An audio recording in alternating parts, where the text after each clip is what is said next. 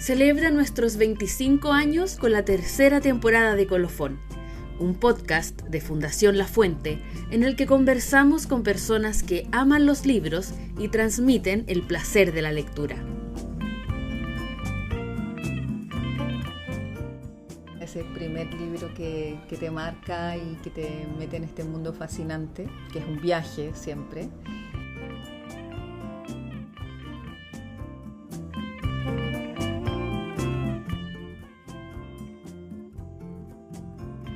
Hola, les doy la bienvenida a un nuevo episodio de este podcast que hacemos desde la biblioteca de la Fundación La Fuente. Hoy vamos a conversar con Paulina Retamales, directora ejecutiva de Por un Chile que lee, iniciativa público-privada que busca revertir la crisis de lecturas en niñas y niños en Chile. Hola, Paulina. Hola, ¿qué tal? Buenos días. Muchas gracias por invitarme a conversar. Gracias a ti por venir. Entremos al tiro en el tema, si te parece bien.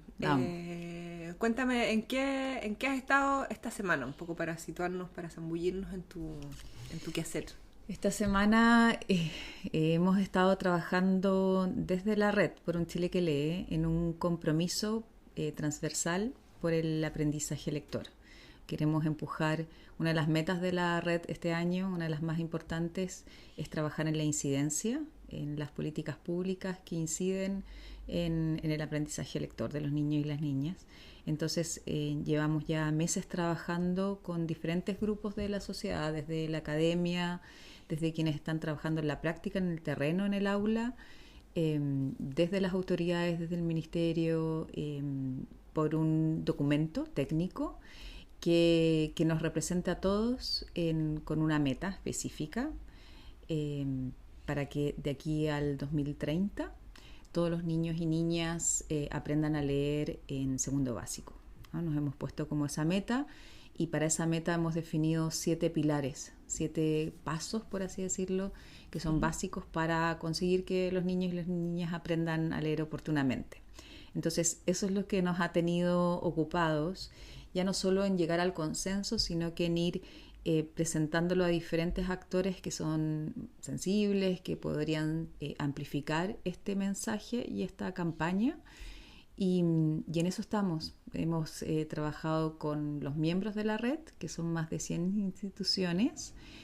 Tenemos un grupo motor, que es quien empuja esta red, donde la gran mayoría son los líderes de las mesas de trabajo de esta red. Y entonces con ellos estuvimos trabajando con la mesa de incidencia, que es una mesa específicamente de trabajo de incidencia en políticas públicas.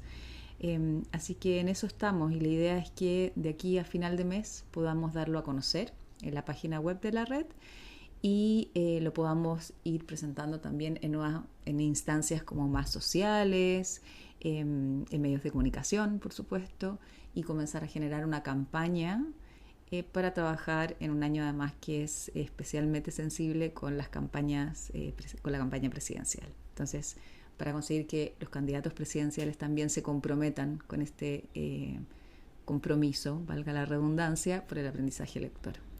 Esto lo estamos grabando en mayo, por si acaso. Puede que esto salga un poco después, que quizás esto ya va a haber sido una realidad. Esperemos y que tengamos muchas adhesiones. Ya hemos ido sumando varias firmas, contamos con apoyo de organismos internacionales, entonces yo creo que de aquí a que nos estén escuchando seguramente, y espero, podamos contar con mucho más apoyo y con la convicción de que en el fondo es una meta que es urgente, el conseguir revertir esta situación de rezago en el aprendizaje lector en los niños y las niñas en Chile y que sobre todo con la convicción de que podemos conseguir mover la aguja, cambiar esta situación.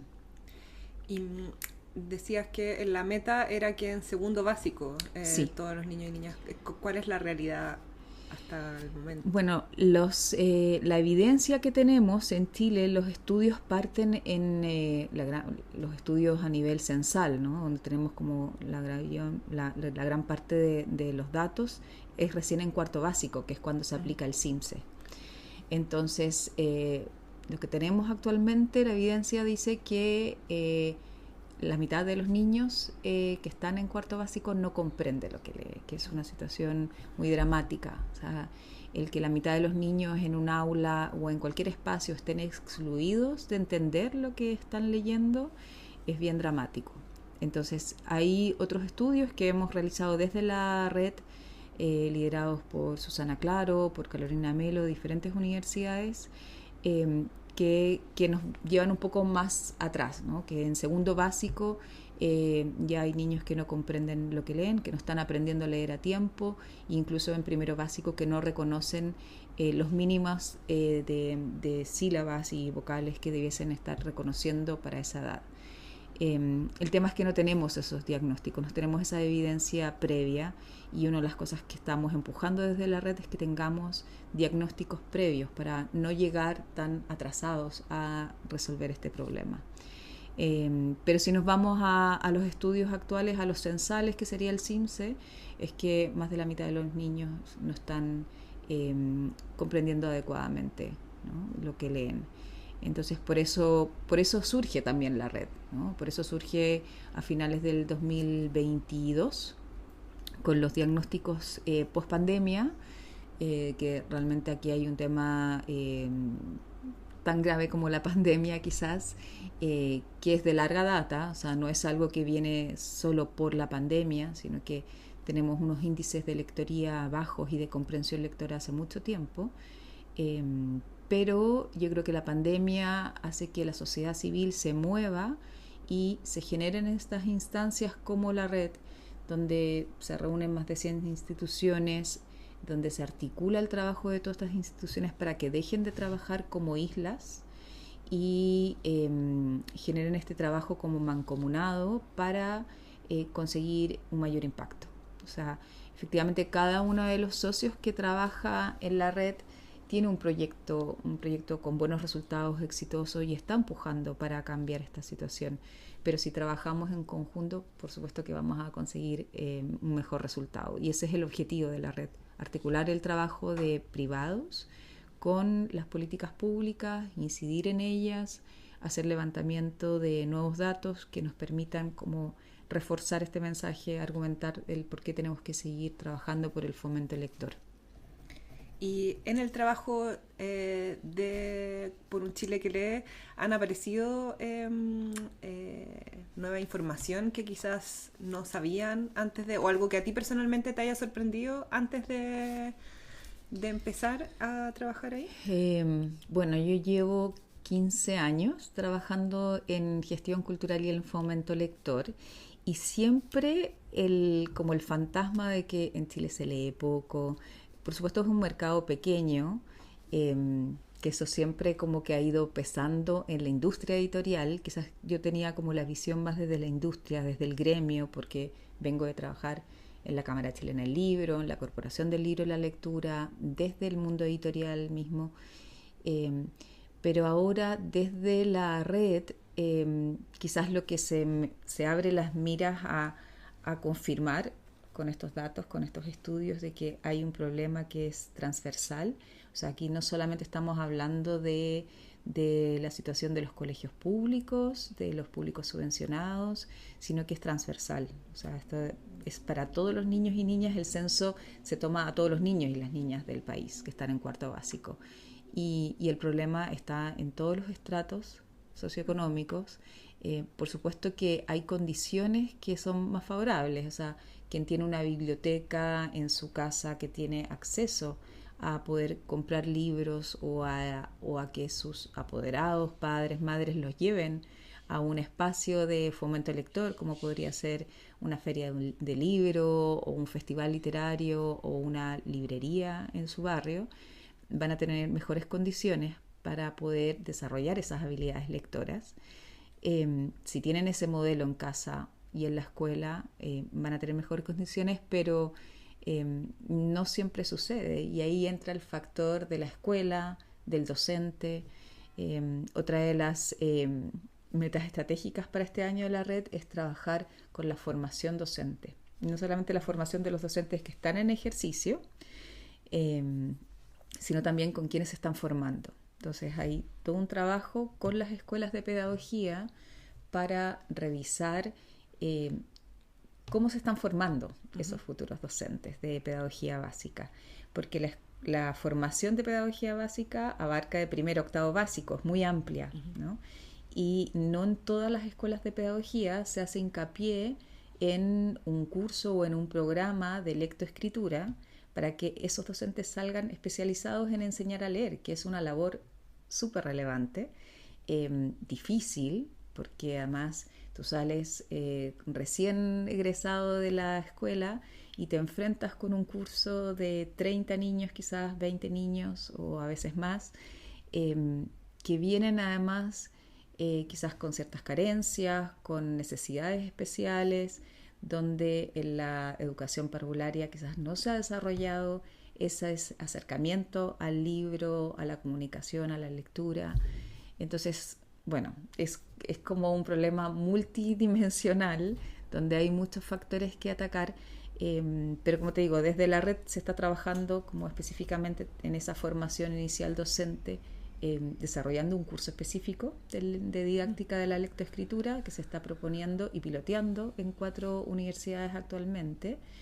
Y a eso, bueno, viene todo un proceso de hacerle un seguimiento, de levantar información, de cómo reacciona cada una de esas escuelas y docentes y alumnos, pero con la idea, con la mira de que en los próximos años esos docentes salgan mejor formados, preparados, y que hay un cálculo de que cada profesor impacta a 5.000 estudiantes en su vida laboral, y la idea es eso, poder ir como sembrando en cada uno de esos profes para que el impacto, ¿no?, en esos 5.000 estudiantes a lo largo de su vida laboral sea mejor y podamos conseguir que los niños aprendan a leer a tiempo.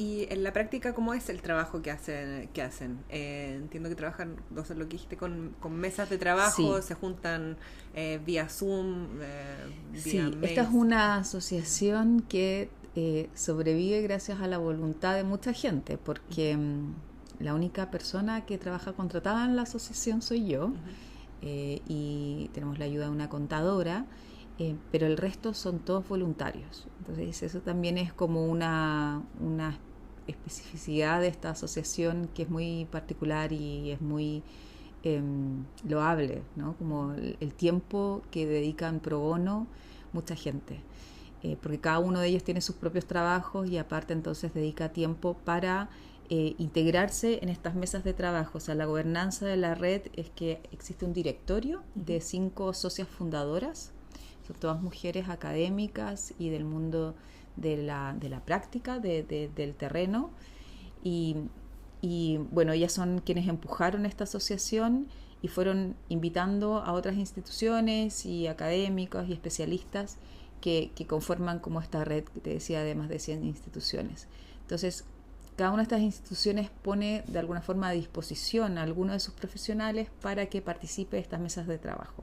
Son 7 mesas de trabajo que están divididas por temas. Hay temas que son transversales como al funcionamiento de una asociación, como podría ser el área de comunicaciones y alianzas, el tema de financiamiento para darle sostenibilidad a este proyecto, y luego hay mesas más estratégicas de trabajo como pueden ser la incidencia, diagnóstico y estudios, fomento lector, primera infancia, fomento lector creo que ya te lo dije, estrategias educativas, que es una de las mesas también como más activas, que es donde tiene que ver todo lo que trabajamos con el sistema educativo, o sea, todos los docentes están ahí trabajando, y esa mesa de alguna forma carga estas 2 metas primordiales de la formación docente continua y la formación inicial docente.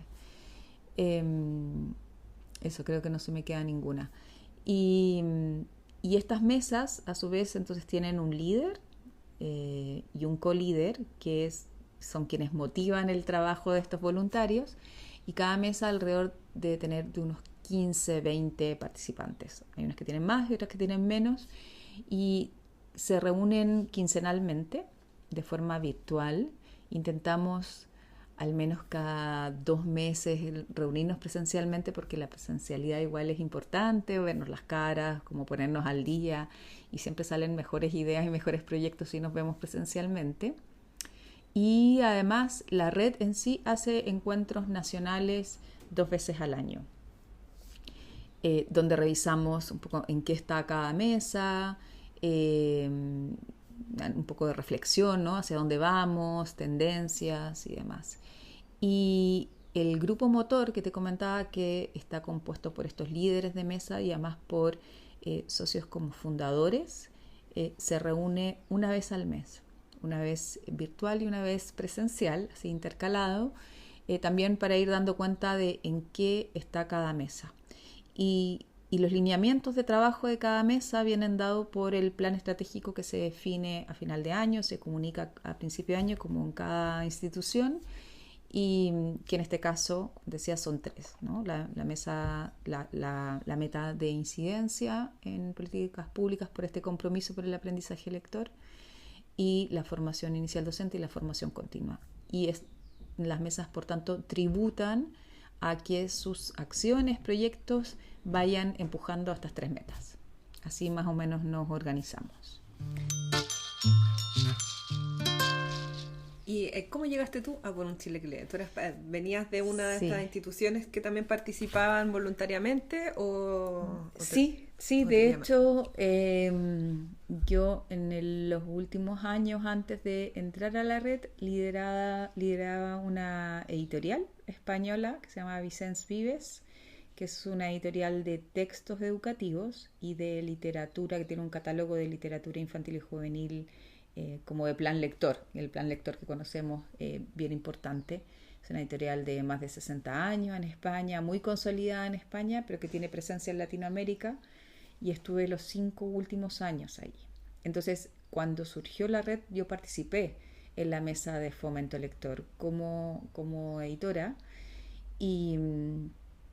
pero bueno, por gajes del oficio, porque las editoriales, como te habrán contado todos los otros colegas que has entrevistado previamente, demandan mucho tiempo y es un negocio difícil, como decíamos antes, en un mercado pequeño como lo es Chile.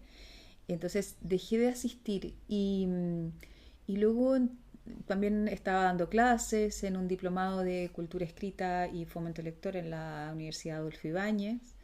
Estaba con otras colaboraciones con la misma Fundación La Fuente también escribiendo artículos, entonces estaba con muchas cosas y dejé de participar. Y hasta que me llamaron a participar de este concurso y asumí como directora ejecutiva, que era un cargo que no existía en la red. Tenían una coordinación general, pero también la red ha ido formalizándose, y parte de esta formalización, desde tener la personalidad jurídica como corporación sin fines de lucro, el acceder a tener certificado de ley de donaciones a través del Ministerio de Hacienda, bueno, una serie de pasos normales que va asumiendo cada asociación en la medida que se va formalizando, va como generando una gobernanza, y crearon este puesto como directora ejecutiva. Así que allí estoy desde julio del año pasado, que parece que ha pasado mucho más tiempo, pero no tanto, todavía no llevo ni un año. Pero bueno, ha sido un gran desafío y he aprendido muchísimo además, porque si bien yo venía desde trabajar en una editorial en temas de educación, diferente es trabajar desde el ámbito quizás más académico, porque aquí estoy trabajando directamente. Bueno, ya no es un proyecto comercial, por supuesto, pero estoy trabajando a la mano de académicas con mucho prestigio, que llevan muchos años investigando sobre esto y empujando por el desarrollo de las habilidades lectoras. Entonces ha sido súper interesante. Hablemos entonces de tu trayectoria, ya que entramos en esto. Sé que has estado, aparte de la editorial, has estado en la Cámara del Libro, en un montón de partes de este ecosistema del libro. Sí. Y entiendo que eres periodista de profesión. Sí. Entonces, cuéntame un poco cómo llegaste al mundo del libro. Sí, quizás es de antes, incluso de tus estudios universitarios. ¿Cuál es tu relación con los libros? Sí, bueno, la relación con los libros yo creo que parte de pequeña, de como desde que te regalan ese primer libro que te marca y que te mete en este mundo fascinante, eh, que es un viaje siempre. Y estudié periodismo en Viña del Mar, yo soy de Viña. Eh, y sí, siempre mi pasión fue la lectura, quizás más en las épocas de vacaciones, uno le dedicaba más tiempo a la lectura. eh, eh, y cuando estudias periodismo está como muy transversal, ¿no? Siempre estás leyendo, es parte de la malla académica, estás mucho más vinculado que si fuese cualquier otra profesión o quizás estudio. Eh, pero fue siempre algo como un hobby, como que tampoco lo vi como una salida profesional el vincularme tanto al mundo de la edición. De hecho, mis primeros años de trabajo como periodista fue desde la cooperación internacional, o sea, estuve trabajando en organismos internacionales en España, y luego me pasé al mundo privado, a la comunicación corporativa. Trabajé durante muchos años en agencias de comunicación. Viendo, ¿en España? En España. En Chile? Yeah. Sí, los primeros 15 años estuve dedicada como a esa área más corporativa. Y entonces el libro estaba ahí como una constante en mi vida, pero como algo de hobby, ¿no? Y cuando regresé a Santiago en el 2010, a finales del 2010, comencé a trabajar en Flaxo, que es parte de la CEPAL, es la Facultad Latinoamericana de Ciencias Sociales, y ahí me hice cargo del departamento de publicaciones, de comunicación y publicaciones. Entonces, esa vuelta a Chile fue también como, de alguna forma, como caer en este mundo de las publicaciones sin quererlo, y empecé a trabajar con una editorial con Catalonia, que era con quien Flaxo tenía un convenio de publicación de los estudios, que Flaxo se dedica a la investigación y a hacer incidencia también. Entonces, todas aquellas investigaciones que surgiesen desde la facultad, se las teníamos que presentar a esta editorial para ver si ellos le veían alguna salida como alguna publicación, algún libro. Y allí me empecé a enterar como de cómo era el proceso de publicar un libro, de la relación con las editoriales, además con mucha fortuna, ¿no? Porque trabajar con una editorial, o sea, que tu contraparte sea Catalonia, que es una de las, como a mi juicio, una de las editoriales, como grandes editoriales que tenemos en el país, con una trayectoria como fantástica y con un muy buen editor. Aprendí mucho de eso. Y en ese entonces, bueno, esto era un proyecto de un año específico para desarrollar esta área de Flaxo, y Arturo Infante, que es el fundador y bueno, dueño y editor de Catalonia, asume como presidente de la Cámara Chilena del Libro. Y él necesitaba una mano derecha, alguien que llevase las comunicaciones de la Cámara Chilena del Libro, y me ofreció sumarme al proyecto. Y ahí entré en el gremio y a entender cómo funcionaba esto que llamamos el ecosistema, porque la Cámara Chilena del Libro en ese entonces aglutinaba a gran parte de los editores, libreros y distribuidores. Luego ha ido evolucionando el ecosistema del libro en Chile, y se han sumado nuevos actores, han habido divisiones de este mismo gremio y han surgido nuevos, ¿no? Pero en ese entonces todavía era un paraguas que aglutinaba a gran parte de los actores. Y yo creo que eso me dio como el conocimiento también de cómo funciona el ecosistema, y conocer a muchos de ellos con los que luego he terminado colaborando y trabajando en diferentes proyectos. Y después de pasar un tiempo como directora de comunicaciones ahí en la Cámara Chilena del Libro, asumí la gerencia de la Cámara Chilena del Libro. Y eso también me permitió dirigir la Feria Internacional del Libro Santiago y otras ferias a nivel regional. Así que yo creo que esa fue como mi gran escuela en lo que tiene que ver con el fomento lector y con la gestión cultural en relación al libro.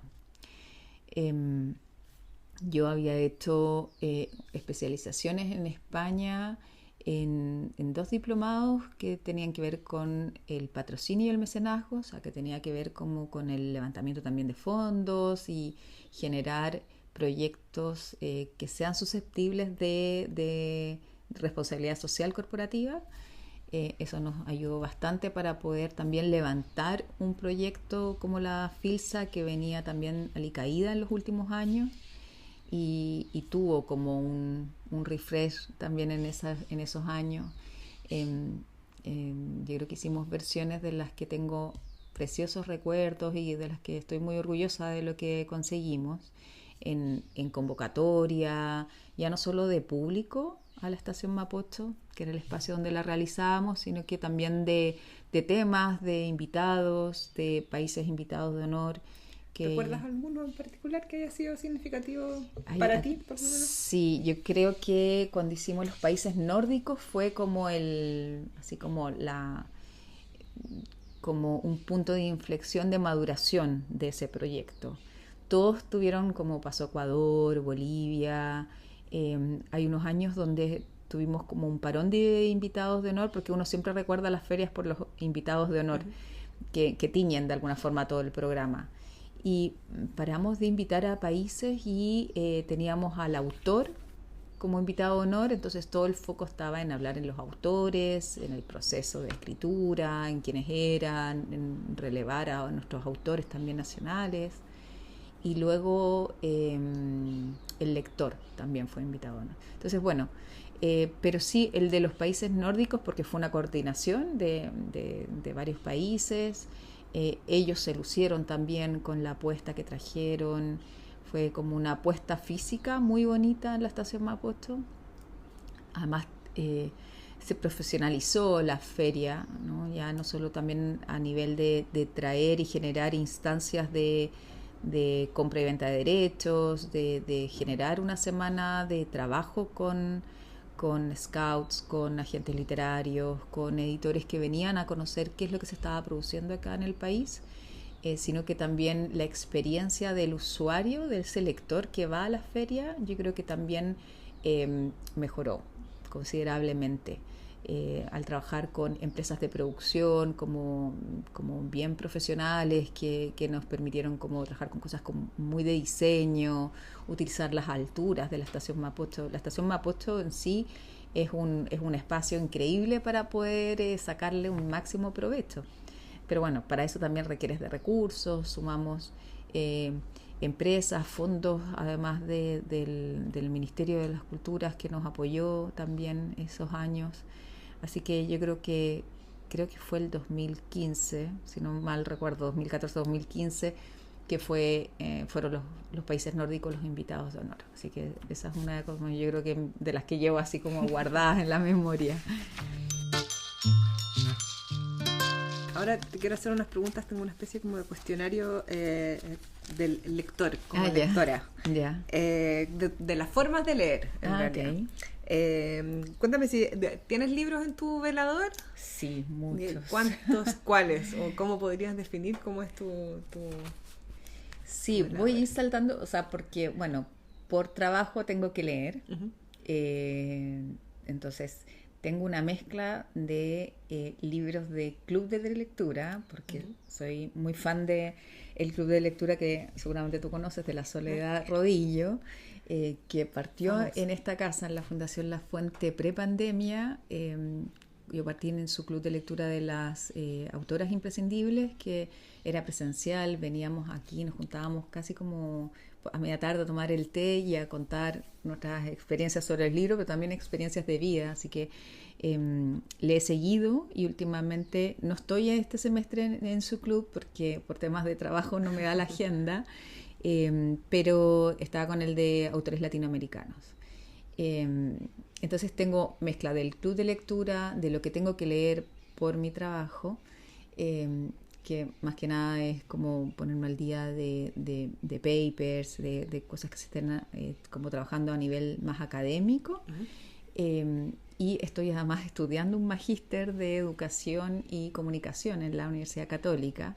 Entonces eso también me obliga a estar leyendo otro tipo de materiales, pero sí, soy un poco dispersa en la lectura. Estoy intentando como mejorar eso porque al final también uno es muy disperso en la vida. O sea, si estás en muchos frentes abiertos, como en mi caso, que estoy en trabajo, haciendo clases yo como profesora, asistiendo yo a clases como estudiante, entonces yo creo que parte del trabajo personal es enfocarme en un solo libro, pero solo leer por las noches, dejar celulares y pantallas fuera, porque también paso mucho tiempo delante de la pantalla, y reservarme al menos una horita de lectura antes de dormir.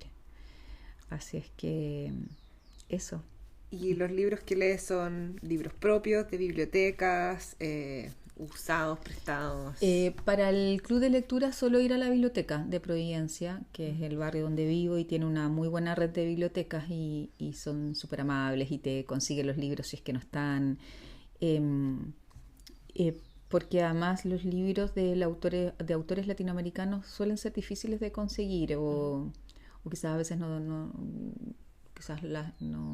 están publicados en tantas editoriales, pero tengo un mix, sí, de mi época trabajando en la Corporación del Libro y en la Cámara Chilena del Libro.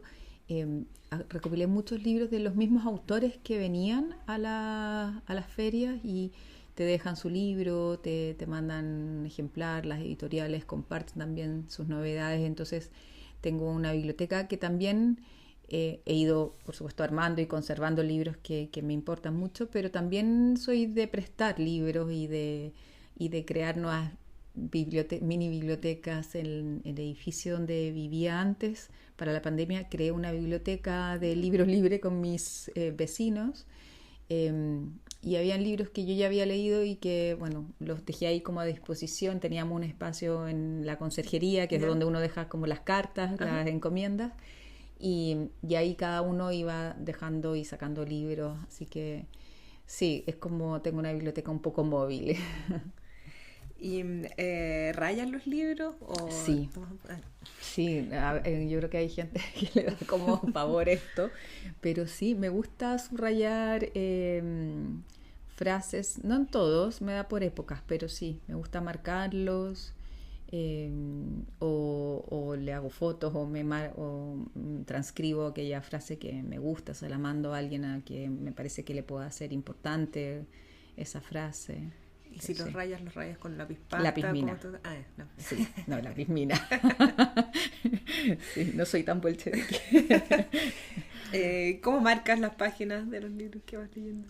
Con los voy subrayando. No, pero para saber en qué... ¿cómo marco? Eso. Con lo que vaya pillando, con fotos a veces, y con, últimamente, por ejemplo, sí, el que estaba releyendo Stoner, que es uno de mis libros así favoritos, y tengo un posavasos de un speakeasy de Lima que me gustó mucho. Pero sí, me gustan, soy muy visual y las cosas de diseño también me gustan mucho, entonces si encuentro una postal bonita o algo material que me guste y lo quiera conservar, lo voy utilizando como marcapáginas. ¿Y los libros que tienes en tu casa, además de los que tienes en el velador, tienes una forma especial de ordenarlos? ¿Tienes una biblioteca armada? Tengo, sí, una en mi oficina, donde tengo lo que es más de uso como del trabajo, y los tengo divididos como por libros infantiles y de ilustración, que tengo muchos también, y el resto como novelas, ensayos, crónicas, en otra biblioteca en el pasillo de mi casa, sí. Pero sí, las tengo como divididas en dos, aparte del velador, y qué sé yo, sí, y los que van pululando y van quedando por ahí, por algún rincón de la casa.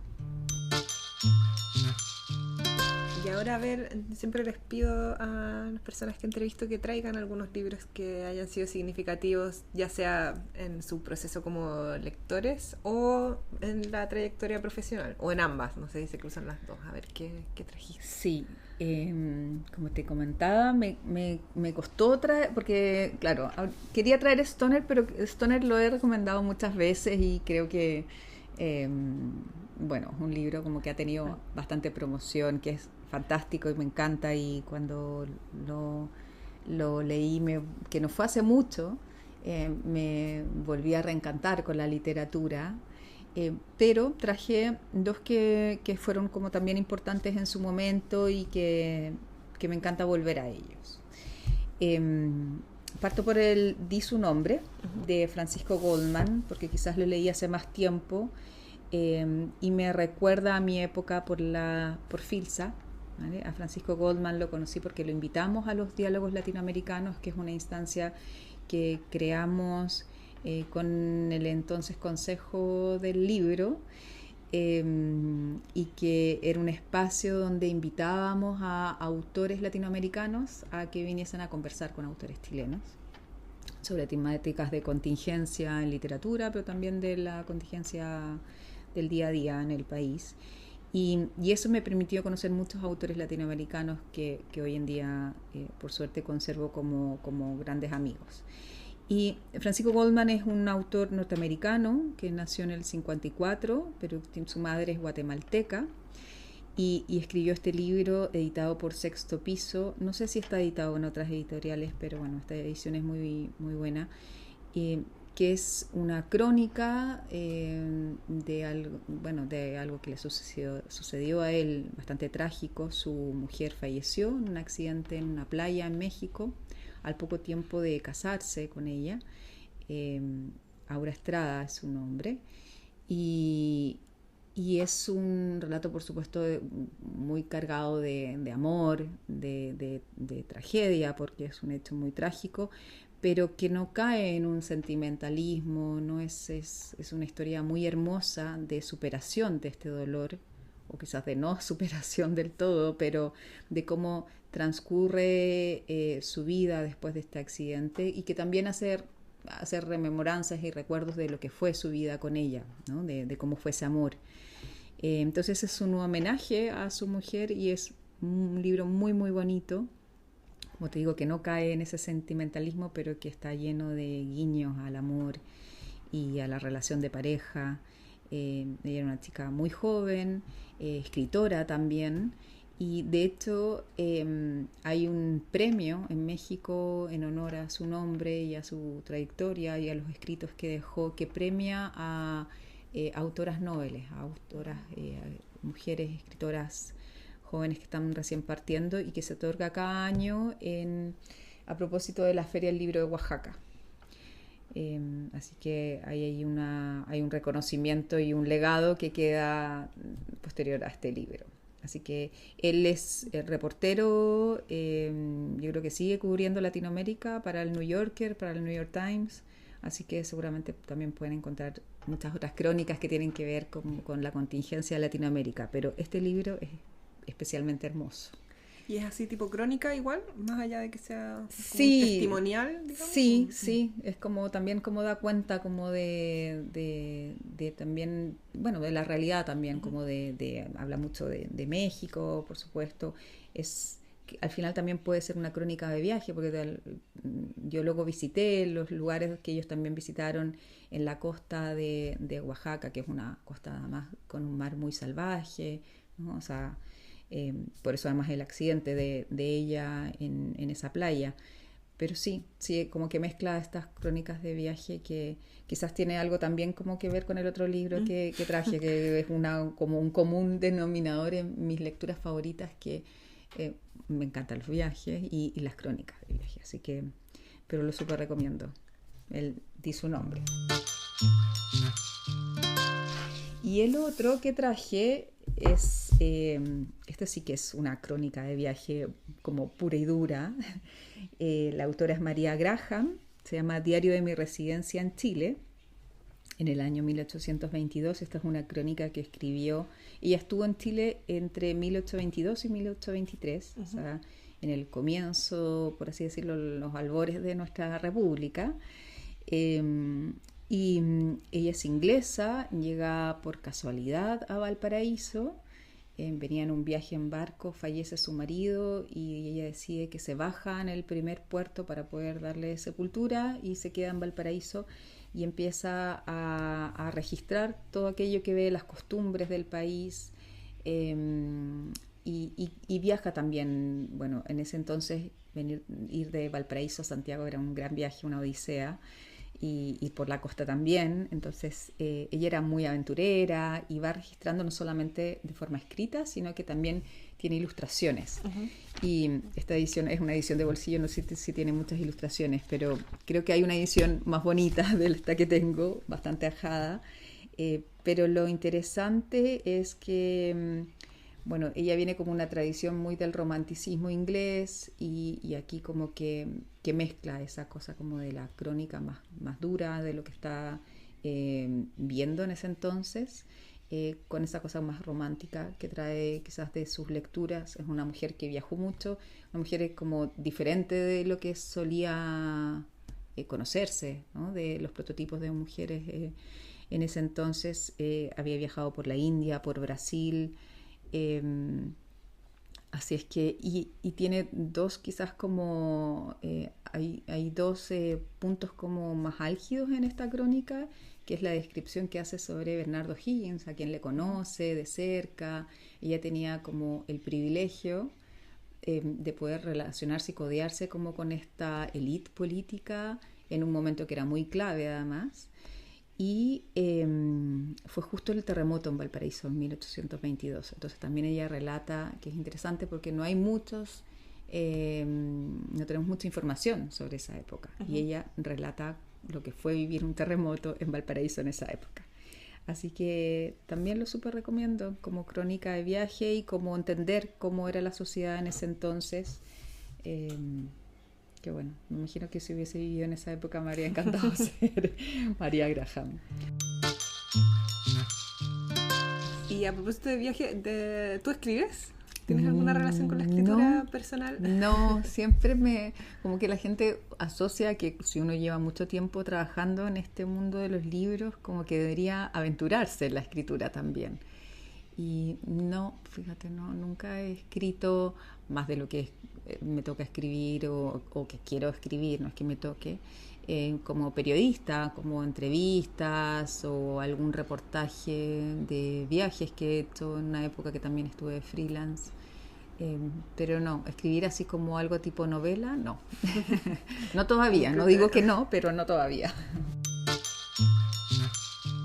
¿Y pudieras elegir algún párrafo de alguno de los dos libros para leer, como para terminar? Cuéntame qué vas a leer. Parto con un extracto de Di su nombre, de Francisco Goldman. En nuestra boda pusimos una cámara fotográfica desechable en cada mesa, pero después guardamos todas las cámaras en una bolsa de basura y las dejamos en nuestro apartamento de la colonia Escandón. Solo una semana después de la muerte de Aura me animé, por fin, y llevé las 15 cámaras a un laboratorio de fotografía de la Ciudad de México para que las revelaran. Me sorprendió la cantidad de imágenes íntimas nuestras que había entre las más de 200 fotografías que me entregaron. En una nos besábamos, en otra nos decíamos algo en susurros, sentados a nuestra mesa. En otra más, estábamos de pie bajo las sombras, algo apartados de la fiesta, y en aquella bailábamos muy juntos, como si un grupo de detectives se hubiese ocultado entre los invitados para espiarnos y recopilar evidencias. De alguna manera, esas fotos parecían más cercanas que las que había hecho el fotógrafo de bodas profesional. Y aún así, ninguno de esos espías de las cámaras desechables logró capturar en Aura o en mí, ni siquiera por accidente, una expresión de nuestros rostros que no me gustara. De todas ellas, mi fotografía favorita fue hecha hacia el final de la fiesta, en una foto de Aura sola, de espaldas. En la mano carga sus zapatos de novia con plataforma, tipo disco, como si fuera un atleta que abandona la pista. Un pie desnudo se ha movido hacia atrás por la acción de dar el paso, levantando así el dobladillo del vestido. Su planta tiene ampollas y manchas de tinte del zapato, sudor e incluso sangre por tantas horas de baile. Resultó que los reflejos y el ojo agudo que capturaron el pie desnudo de Aura justo en el momento en que se movía hacia atrás, no pertenecían a un aficionado con suerte, sino a nuestra amiga Pía, una fotógrafa cuyo trabajo expone por todo el mundo. La fotografía en blanco y negro incluida en nuestra invitación de boda también era de Pía. Las invitaciones fueron el regalo de boda de Pía y de su esposo Gonzalo, hecha en una calle cercana a su apartamento de Montmartre. La foto muestra a Aura de la cintura para abajo, vestida con su abrigo de invierno y sus botas. En el lado izquierdo puede verse una de mis piernas y en el centro del cuadro nuestras manos entrelazadas. Si bien el centro de la imagen lo constituyen nuestras sombras marcadas, tendidas sobre los adoquines brillantes de sol, cogidas de la mano también. Eso. Qué lindo. Sí, sí, es como les decía, es como una declaración de amor de principio a fin.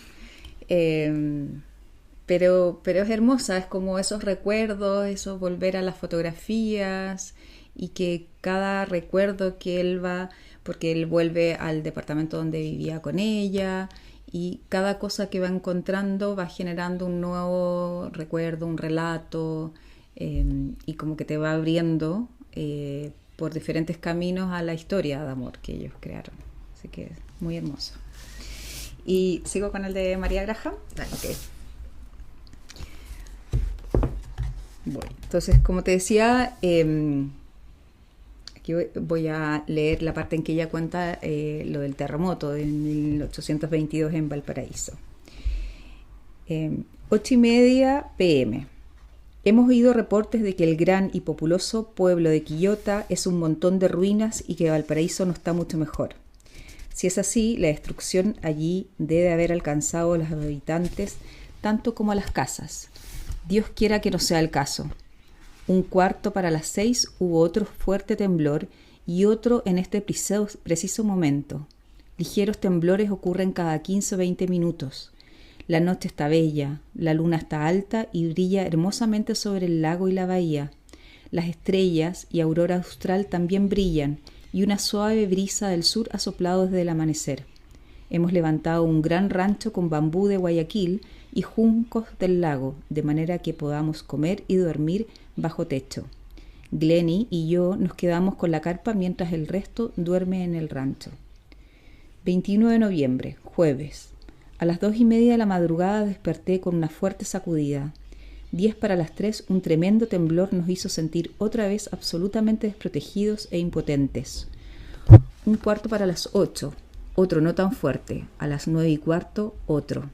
A las 10:30 y a la 1, y se repitieron. Otros 20 minutos para las 2, con un ruido muy fuerte que duró 1 minuto y medio, y el último fuerte fue a las 10:15. Estos fueron todos los que en algún grado provocaron alarma, pero pequeños remesones se suceden cada 20 o 30 minutos. El señor M ha regresado del puerto.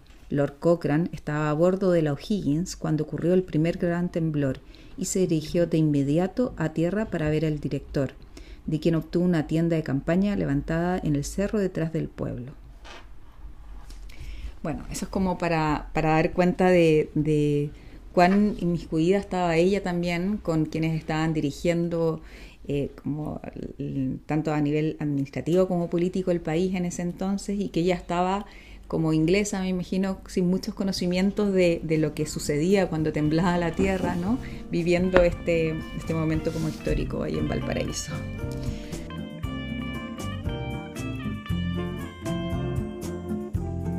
Esto fue Colofón, un podcast de Fundación La Fuente.